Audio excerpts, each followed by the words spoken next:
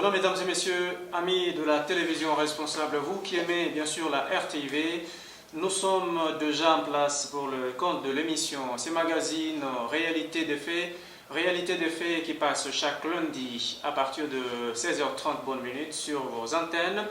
Aujourd'hui, nous allons parler bien sûr d'une réalité, c'est l'encadrement de la jeunesse, mais aussi notre question par rapport bien sûr au choléra qui fait rage sur toute l'étendue de la province du Haut-Katanga, dont le ministre provincial avait déjà fait cas, et comme fait bien sûr, c'est ça la réalité dans un fait qui est bien clair. Et pour cela, nous avons invité pour vous Monsieur Joël Tchoni, j'espère. Oui. Voilà, c'est un cadre bien sûr de la société civile et dans beaucoup de choses lui-même pourra se présenter afin que vous tous vous puissiez les connaître. Monsieur Joël, bonjour et merci d'accepter l'invitation. Bonjour, l'honneur est pour moi de pouvoir m'inviter à ces plateaux. Voilà, c'est avec lui, M. Joël Tchoni, que nous allons échanger sur ces quelques questions, surtout les stratégies techniques pour remettre la jeunesse sur le rail. Ça fait un temps qu'on a manipulé cette jeunesse, vous en êtes courant, et même vous-même là, vous êtes monté au créneau pour dire non, écoutez, la jeunesse ne signifie pas un tremplin sur lequel on doit se servir et puis sauter, aller au-delà. D'abord, d'entrée de jeu, jeunesse, oui, mais qu'est-ce qu'on retient? Je ne sais quoi, finalement. Écoutez, il y a depuis longtemps que nous parlons de la jeunesse. Aujourd'hui, vous êtes sans ignorer que la majorité de la population congolaise est constituée par des jeunes et des femmes. Bon, notre problème, ce n'est pas seulement de savoir qu'il y a des jeunes dans notre pays, mais nous luttons pour que cette jeunesse soit beaucoup plus utile à la communauté et qu'il soit exploité. Nous avons besoin d'une jeunesse capable de résoudre des problèmes dans la communauté, dans le pays, et non une jeunesse qui pose trop de problèmes au pays. Et surtout, beaucoup plus, nous avons voulu faire comprendre à cette génération qui a commencé avant nous, bien sûr de comprendre qu'il y a une jeunesse qui a grandi, une jeunesse qui a beaucoup plus une bonne connaissance sur la technologie actuelle, une jeunesse intellectuelle, une jeunesse intelligente qui peut aussi contribuer. Donc il est inutile cette heure-là de compter l'âge d'expérience. Nous avons travaillé avec Mobutu, avec Kasavubu. Ce sont les gens-là qui doivent rester aux affaires dans la fonction publique et aussi dans d'autres postes ministériels et révolus. Aujourd'hui, là, nous avons besoin que chaque personne ou chaque jeunesse, chaque jeune qui est dans notre pays puisse participer aux affaires de l'État, dans la fonction publique, dans des postes de responsabilité dans le pays pour faire évoluer les choses. Vraiment, M. Joël, votre souci étant majeur, est-ce que nous pouvons savoir aujourd'hui avec vous la place réelle de jeunes dans la société congolaise?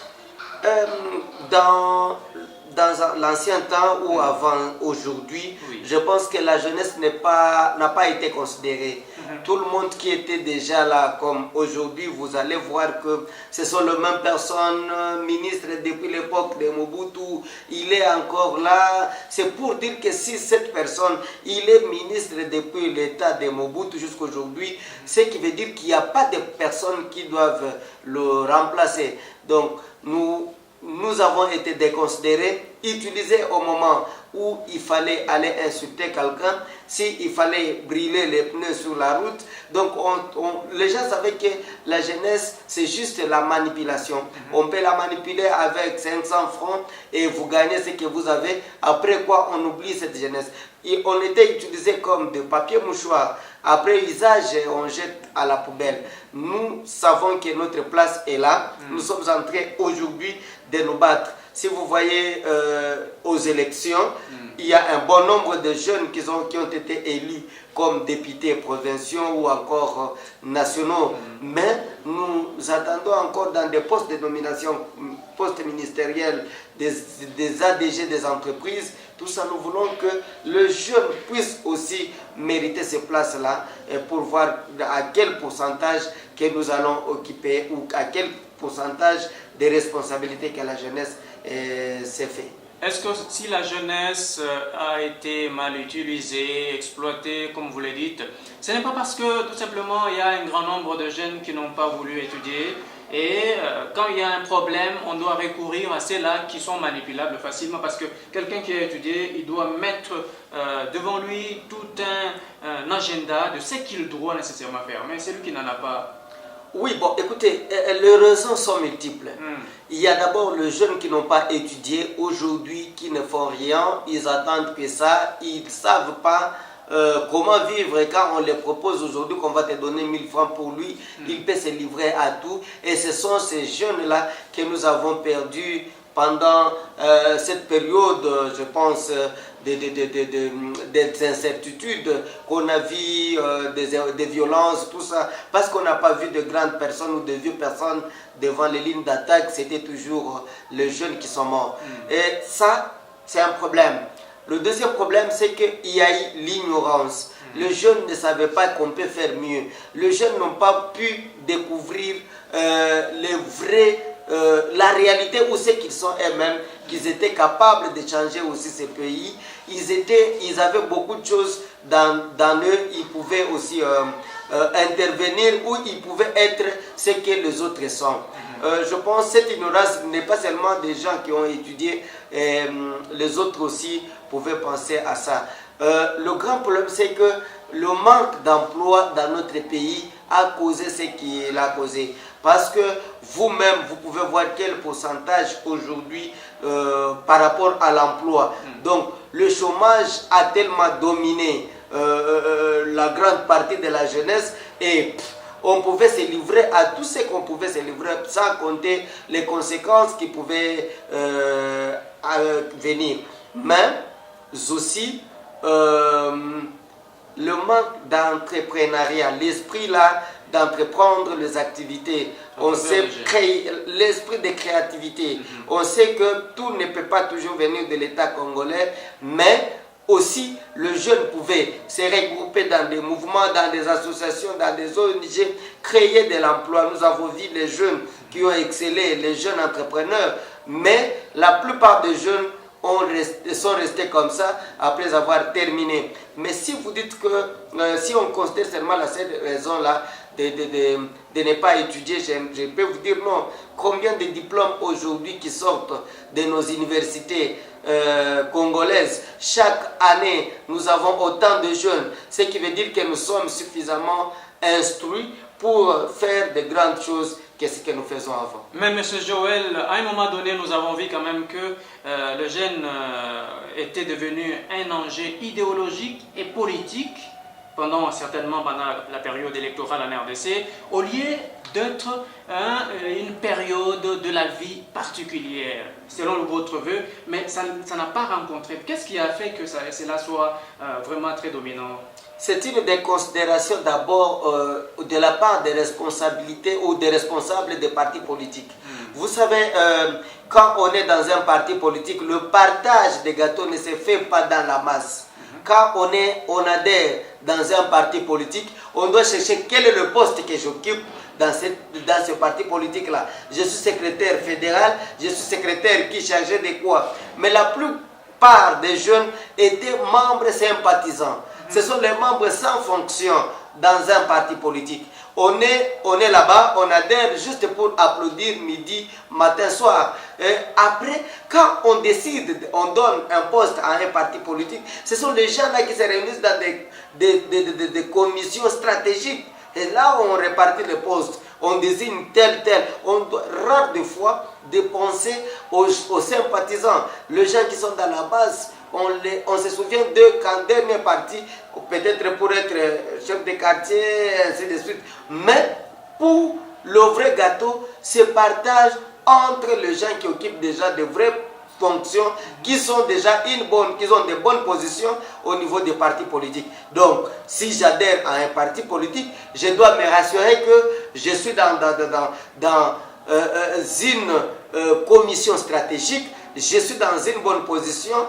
En cas de réunion stratégique, mon nom est là, et bien nous allons nous répartir parce que l'égoïsme réside surtout beaucoup plus dans des partis politiques. Et surtout, eux-mêmes les jeunes ignoraient ce qu'ils étaient, ils ne savaient pas qu'ils pouvaient faire mieux, ils ne savaient pas qu'un jeune aussi peut être député, ils pensaient qu'être député, être sénateur, c'est une affaire de grandes personnes. Aujourd'hui, Francine Muyumba, de 1987, sénateur, et elle est sénatrice aujourd'hui. Qui pouvait le penser? Donc il faut toujours oser, il faut toujours essayer. Donc ça fait déjà la fierté de vous. C'est la fierté de la jeunesse. Je pense qu'avant là, on ne pouvait pas retrouver une femme sénatrice à cet âge-là, 1987. Donc on pensait que pour être sénateur, c'est un doyen qui a été gouverneur, qui a été ministre, qui a déjà fait toute sa vie et allait maintenant terminer au Sénat. Parce que là on a besoin de la sagesse. Voilà. Vraiment. À cause de tout cela, M. Joël, qui a failli à sa mission? Est-ce les parents, le jeune eux-mêmes, je ne sais pas moi, la société civile ou les églises? En tout cas, les responsabilités sont partagées. Le jeune lui-même, il vit dans l'ignorance. Il ne sait pas ce qu'il doit faire. Il sait que dès que je termine les études, je dois juste chercher à être informaticien dans quelque part bureautique et tout ça. Il ne sait pas, les autres cherchent à être enseignants, les autres ainsi de suite. Donc il ne savait pas qu'il pouvait aussi mériter mieux cette ignorance-là. Et aussi l'égoïsme des vieux loups qu'on a trouvés en politique avant, dans des sociétés. Donc pour une promotion, on doit réfléchir deux fois. Les collègues avec qui on a étudié au lycée en 1960, c'est lui-là que je vais donner le poste. Alors les cercles étaient verrouillés par ces gens-là, les égoïstes-là. Aussi, le parent qui n'a pas pu envoyer, parce que ce n'est pas un cadeau, être un PDG, être un PCA, ainsi de suite, ça ne se donne pas comme ça par les beaux visages, tout ça, ça se mérite. Et les jeunes, il y a beaucoup de jeunes aujourd'hui qui vont dans les universités mais qui n'étudient pas. Ils sèchent les cours, ils jouent seulement au jeu avec des téléphones, tout ce qu'on enseigne là. Combien de jeunes qui font des recherches sur le plan scientifique? Et vous pensez qu'on peut vous nommer à un grand poste comme ça? Vous allez réfléchir et maintenant la matière vous avez fouillé. Donc ça c'est un problème. Le parent qui n'a pas pu faire le suivi dans le comportement ou le parcours scolaire de leurs enfants, c'est aussi ça. Donc on n'a pas trouvé un bon chemin. Bon, les églises aussi, mais bon, je ne peux pas beaucoup plus donner une grande responsabilité. Eh bien, il y a des églises qui interdisent aux jeunes d'aller, par exemple, étudier, travailler tous les jours, depuis le matin jusqu'à le soir, des jeunes des prières, tout ça, ça prend le temps. Écoutez, il y a un temps pour toutes choses. Donc, chacun de ces membres que vous avez cités a eu une responsabilité de la régression de la jeunesse dans notre pays. Vraiment, apparemment, tous les préjudices qu'on cause dans la société, les abus, les vols, c'est donné à la drogue et consorts, on attribue toujours aux jeunes. Apparemment, je ne sais pas moi, c'est un âge trop brutal ou comment. Pourquoi cette façon de faire les choses? Qu'est-ce qui serait à la base, M. Joël? Vous avez encadré les jeunes depuis longtemps et vous continuez à les encadrer jusqu'à aujourd'hui. Ce qui pousse les jeunes à aller voler, c'est le manque d'emploi au départ, manque d'occupation. Si vous circulez sur l'étendue de la ville de Lumbashi dans les cités, combien de groupes de gens qui sont là, ils se réunissent juste pour jouer aux dames. allez sur Maman Yemo, tout ça, vous allez voir des discussions de Mazembe inutilement. Non, je suis fan des trésors, tout ça, au lieu d'aller chercher le travail. Donc, on manque le travail. L'État congolais a échoué à octroyer le travail à la jeunesse. Même s'il y a des associations de jeunes, la subvention de l'État, l'État est obligé de promouvoir les associations de jeunes, des regroupements, des mouvements de jeunes, pour que ces jeunes puissent être à mesure de s'auto-prendre en charge. Mais écoutez, les jeunes entrepreneurs qui conçoivent des idées, tout ça, mais est-ce qu'ils sont appuyés? Ils n'ont pas de moyens. Ça, c'est la responsabilité de l'État. Aujourd'hui, le village n'existe pas. Il y a ce qu'on appelle exode rural. Parce que le village, il n'y a pas de route, il n'y a pas de champs, il n'y a pas de ceci. Tout le monde croit que la bonne vie se trouve en ville. On quitte le village en masse et on vient tous en ville. Et quand on arrive en ville, il n'y a pas d'emploi, les mining ont fermé, le peu de jeunes qui ont été engagés là, ils sont soit mal payés, soit moins payés. On se retrouve qu'on doit vivre. Il y a une condition, on doit manger quand même chaque jour. Mais on n'a pas ce qu'on doit manger, qu'est-ce qu'on va faire? On se débrouille, on va voler. Ça, c'est un élément. L'autre élément, c'est la paresse de jeunes. La plupart des jeunes sont paresseux. Vous allez voir quelqu'un qui a étudié, il parle bien français, il a des diplômes. Au lieu de chercher le travail, au lieu de chercher quelque chose, il préfère être un mendiant sur la route. Écoutez, monsieur, je manque le transport, je manque ceci. Mais les jours où on ne doit pas lui donner ce transport-là, il va aller voler, il va cambrioler, il va détruire la maison de quelqu'un pour qui cherche de l'argent. Et ça, c'est un élément qui fait qu'il y ait beaucoup plus de vols dans notre pays. Et aussi l'impunité de la part des services judiciaires. On arrête, on ne décourage pas, même si on a faim, mais ça ne donne pas le droit d'aller tuer quelqu'un pour manger. Mais quand on sent qu'on est impuni, on peut faire de n'importe quoi. Mais eu égard à tout ce que vous avez énuméré, M. Joël, qu'est-ce qu'il faut faire pour remédier à la situation? L'État d'abord doit prendre ses responsabilités. Il doit déboucher, il doit créer des routes qu'on appelle des dessertes agricoles. Donc, on doit relier le village aux centres urbains. C'est-à-dire, la personne qui est au village, il doit se rendre compte que je dois cultiver, je suis à mesure de vendre et je dois faire ma vie. Il faut subventionner les villageois en leur donnant des intrants, en leur donnant des houes, en leur facilitant le moyen. Parce que dans d'autres pays, d'abord vous devez savoir que l'agriculture, c'est quelque chose qui est difficile. C'est technique, mais si on n'est pas appuyé, on doit se rendre compte que tout ce qu'on fait, on tourne à rond. Mais quelqu'un qui a cultivé autant de sacs de maïs, il se rend compte que tout ça, personne n'a acheté et ça ne lui a rapporté rien. Et il va quitter le village pour être en ville. En ville, tout le monde vise le mining. Il n'y a pas d'emploi. Vous savez combien quelqu'un qui ouvre le mining aujourd'hui, il appelle 50 Chinois, il engage 3 Congolais juste pour déboucher les toilettes. Vous savez, ça c'est compliqué. Mais si l'État se mettait là-bas pour d'abord créer de l'emploi, obliger aux investisseurs qui sont dans notre pays, que vous investissez, eh bien vous engagez d'abord les nationaux d'abord. Il y a aussi les travaux qui sont censés, les commerces qui étaient censés utiliser ou exploiter par les nationaux, où vous trouvez les Indiens, les Chinois qui font les michopos, tout ça, le terrain est devenu concurrentiel.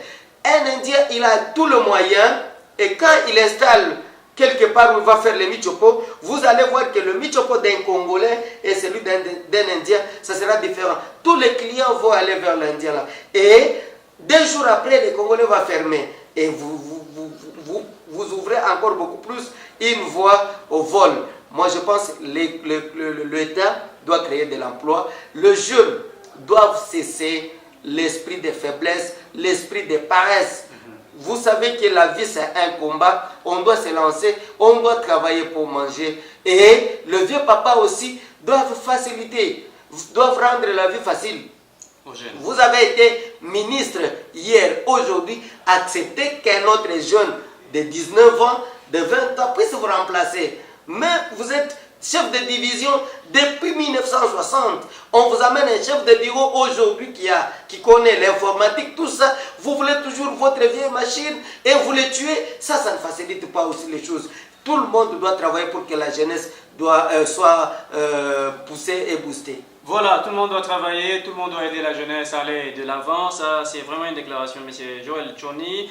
La deuxième question de ces magazines, réalité de fait, vous connaissez et vous savez quand même que les choléras existent dans la province du Haut-Katanga et à Lubumbashi, n'est-ce pas? Oui. Alors, d'après vous, il constitue un frein au développement ou c'est tout simplement une épidémie passagère?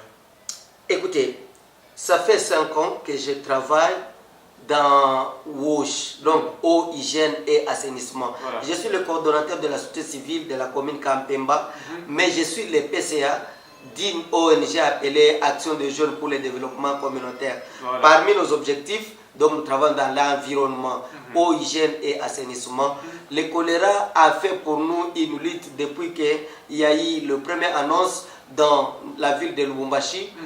On ne peut pas dire qu'un frein ou un événement passager. Ce que nous devons savoir, le sous-développement commence par la maîtrise de la vie sanitaire dans un foyer.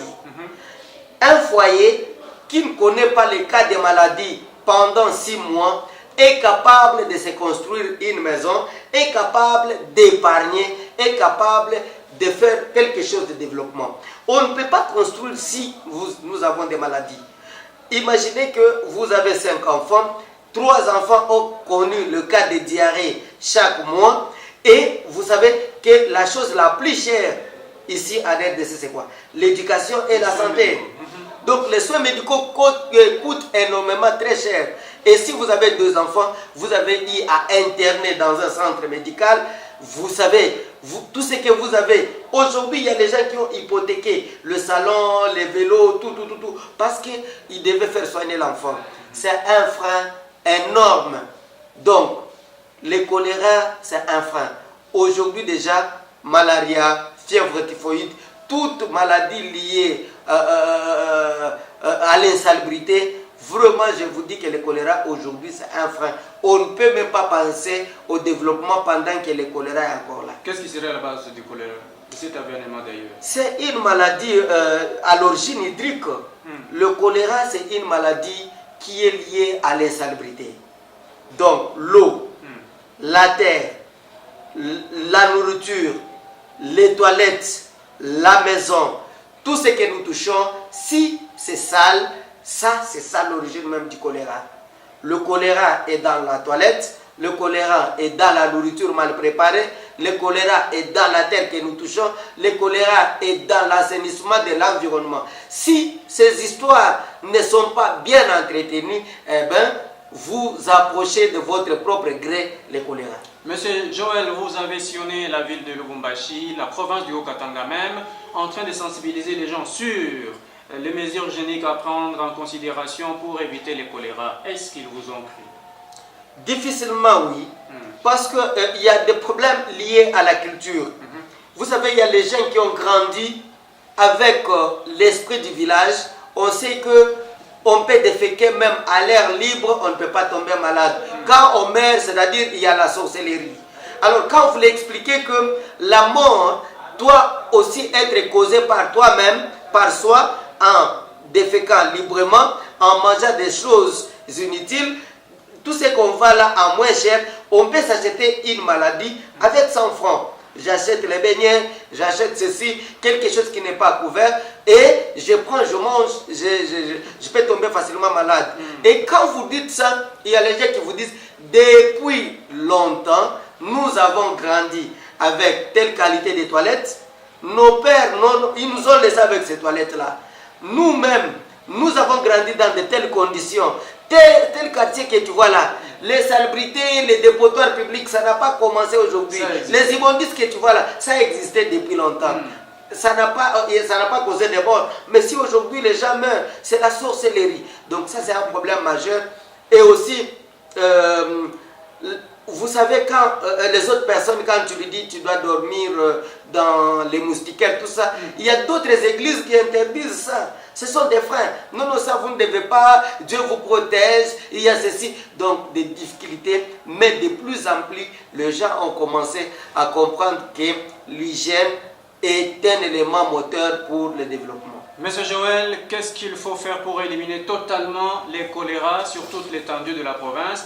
Avec quelle magie ou par quelle magie ou quels moyens peut-on utiliser pour combattre totalement les choléras? L'implication de tous, l'implication de l'État congolais, les changements de mentalité, l'acceptation de dire que si je vis dans un environnement malsain, je dois tomber malade, j'expose toute la famille dans ces dangers-là.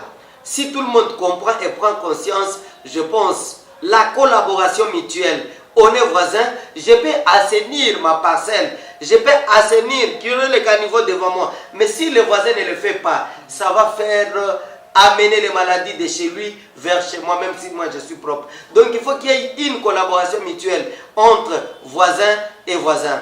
Collaboration entre population et l'État. Il y a des quartiers aujourd'hui qui ont été mal lotis, qui ne savent même pas creuser parce que la parcelle déjà est de 5 mètres sur 8. Juste la maison, c'est ça la parcelle. On ne sait même pas creuser un trou où on doit jeter les déchets. Alors, il faut que l'État puisse disponibiliser les camions pour évacuer, qu'on donne les endroits stratégiques où tous les ménages doivent déposer ces déchets là-bas et qu'il y ait la régularité d'évacuation. Parce que quand on dépose et qu'on n'évacue pas, le maladie retourne encore dans les ménages. C'est ça le rôle de l'État congolais. Mais quand je vois dans la ville de Lubumbashi, vous allez voir en plein centre-ville, il y a les déchets, les dépotoirs qui fait 3-4 jours. Vraiment, ça c'est un danger. Et que tout le monde sache qu'aujourd'hui, on doit utiliser une latrine hygiénique. Ce n'est pas dire que quand on appelle latrine hygiénique, on doit avoir des cuves sophistiquées, tout. Non, non. C'est juste une latrine où il n'y a pas de mouches. Une latrine où il n'y a pas de caca à côté. Une latrine où il n'y a pas les urines. Une latrine torchonnée et entretenue régulièrement. Totalement propre. Donc il n'y a pas d'odeur. C'est ça. Si tout le monde peut faire ça, laver sa latrine, même avec la cendre, ça c'est important. Et pour éviter les choléra, il y a les mesures très simples. Actuellement, avant ou après d'avoir quitté, été aux toilettes, on doit laver les mains avec le savon ou de la cendre. Après avoir salué plusieurs personnes, avant de manger, il faut se laver la main. Après avoir allaité ou avant d'allaiter l'enfant, il faut se laver la main pour qu'on n'ait pas, qu'il n'y ait pas contamination. Il faut toujours couvrir les aliments, il faut toujours les chauffer avant de les manger. Et ça, on peut, tant soit peu, éviter les choléra. Voilà, donc tous les conseils sont arrivés dans les oreilles de beaucoup qui nous suivent en ce moment. En termes de conclusion, M. Joël, qu'est-ce qu'on retiendra de vous? La vie de la jeunesse appartient dans la main des jeunes eux-mêmes. Aujourd'hui, là, Joseph Kabila avait pris le pouvoir à 29 ans. Il a fait ce qu'il a fait. Tu sais que je peux le dire qu'il est jeune. Donc, nous avons connu quand même dans notre période les présidents jeunes. Mais le problème, c'est que ce n'est pas seulement le président qui peut tout résoudre. Les autres fonctions, que ce soit aussi occupé par le jeune. Nous avons les jeunes ingénieurs. Allez à l'extérieur du pays, vous allez trouver les médecins congolais jeunes qui sont capables de faire beaucoup de choses. Que le jeune prenne la responsabilité. La vie, c'est un combat. On doit travailler pour mériter. Évitons la paresse. Évitons de jouer avec la vie. Parce que chaque jour qui passe, c'est déjà vous diminuez votre âge. Donc, il faut faire ce qu'on doit faire pendant qu'on est encore vivant. Aux vieux hommes, aux vieilles dames, considérons aussi que dans cette jeunesse, il y a la matière, il y a de l'intelligence, il y a la sagesse. Nous devons collaborer mutuellement pour gérer notre pays, nos entreprises, nos sociétés, ainsi de suite. Alors, pour conclure, parce qu'il y a un problème qui se pose dans la commune ou dans la ville de Lubumbashi lié au choléra, c'est une mauvaise maladie, c'est une maladie très dangereuse. À cette période, nous pouvons même oublier le sida. Parce qu'on peut vivre avec le sida pendant longtemps, mais on ne peut pas vivre avec le choléra 2 jours. Donc, nous devons assainir le milieu, que les autorités s'impliquent totalement. ils mettent toute leur énergie, parce qu'ils sont là, parce que la population existe. Ils sont au service de la population. Je demanderai à toutes les autorités de quitter leur bureau, de s'impliquer dans l'assainissement pour que ces fléaux puissent passer. Et je vous remercie pour m'avoir accordé ce temps. Comme vous m'avez invité, je pense que j'ai donné un peu de conseils à cette population de Lubumbashi. Voilà, mesdames et messieurs, c'était donc le magazine Réalité des faits chaque lundi sur votre télévision. Merci à vous tous d'avoir été avec nous du début à la fin. Nous parlions bien sûr de stratégies et techniques à prendre pour remettre un peu la situation de la jeunesse au niveau de la RDC, du Haut-Katanga de Lubumbashi sur le rail, et aussi les mesures hygiéniques à prendre avec beaucoup plus de considération pour lutter contre les choléra. Et pour cela, nous avions invité M. Joël Tchoni, qui est un grand cadre, haut cadre d'ailleurs, de la société civile, qui parlait bien sûr sur ces deux questions. En tout cas, merci à vous tous.